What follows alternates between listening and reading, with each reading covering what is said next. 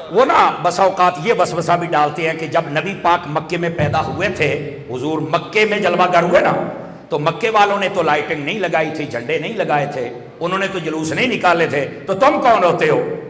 تو میں نے کہا بیٹا یہی بات تو ہے کہ انہوں نے نہیں لگائے تھے اس لیے تو ہم لگا رہے۔ دیکھو جو اللہ نے انتظام کروائے اور کیے، جو فرشتوں سے کہا، اب وہ تو لوگ مانتے نہیں، چلو نہ مانو یار، کوئی ایسی بات نہیں ہے، لیکن یہ بڑے لطف والی بات ہے۔ کہتے ہیں جب آپ صرف یہ ثابت کریں کہ جو مکے میں افراد تھے انہوں نے میلاد منایا ہے۔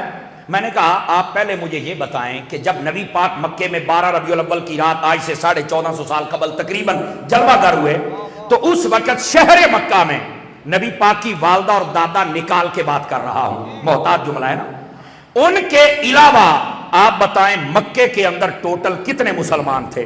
آیا جس رات پیدا ہوئے آیا کہ 10,000 تھے، 20,000 تھے، 30,000 تھے، 40,000 تھے، کتنے تھے؟ کہتے ہیں جی اس وقت تو وہ کافر تھے۔ سمجھ آئی؟ تو میں نے کہا پھر کافر نے بھی کبھی نبی کا جھنڈا لگایا ہے؟ مجھے یہی بتا دو۔ کافر بھی لائٹنگ کرے گا؟ آخر جی نہیں کرے گا۔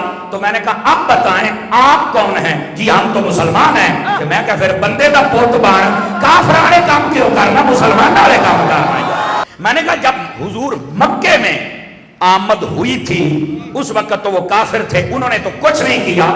میں نے کہا بیٹا اگر اپنی اماں کا دودھ پیا ہے اور میں اس وقت داتا نگر میں بیٹھا ہوں اور میرا چہرہ بھی تقریباً داتا صاحب کی طرف ہی بنتا ہے، تو میں نے کہا مجھے بتا جب میرے مصطفیٰ مدینے میں آئے اور وہاں آگے مسلمان رہتے تھے، انہوں نے بتایا تھا کہ جب مسلمانوں میں آمد ہو تو مسلمان کرتے کیا؟ میں نے کہا یہ آپ نہیں بتائیں گے، یہ امام محمد رضا کا غلام بتائے گا، یہ الیاس قادری کا مرید بتائے گا۔ علماء تشریف فرمائے مسلم شریف کے اندر اگر یہ باتیں نہ ہوں فقیر ذمہ دار ہے۔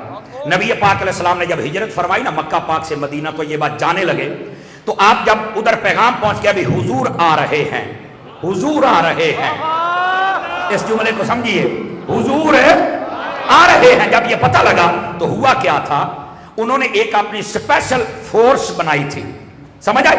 وہ ہر روز اسلحہ سے لیس ہو کر وہ نکلتے تھے حضور کے انتظار کے لیے، اور تقریباً 8 دن یا 14 دن یا اس سے زائد دن نبی پاک کا انتظار ہوتا رہا کہ آمد ہوگی تو ہم حضور کا استقبال کریں گے۔ اور جس دن آمد ہوئی تو کیا ہوا؟